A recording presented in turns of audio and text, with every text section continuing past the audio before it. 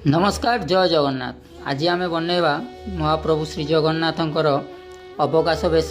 जदि अवकाश बेश विषय किसी कहबी ताले जगन्नाथ 32 बेश मध्य अवकाश बेश अन्यतम। प्रत्येक दिन सकाळे समय श्रीजू मंगल आरती और मैलम नीति शेष होगापर अवकाश नीति आरंभ होता है। साधारणतः श्रीजू दंतमार्जना और स्नान नीति को अवकाश नीति कहुए। यही बेश जगन्नाथ और बलभद्र दुई गोटी उत्तरीय वस्त्र परिधान करिथांती। तो ये थिला अवकाश विषय संक्षिप्त।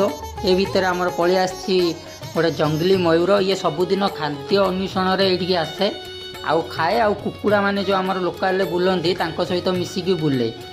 तो एथि भितर आमर दासा बाबू जी जगन्नाथ पूजारी मो पाखु पलि आसले। सी तांकर किछि जगन्नाथ नीति उपर कहले आ मते किछि बतेइले मध्य। धन्यवाद।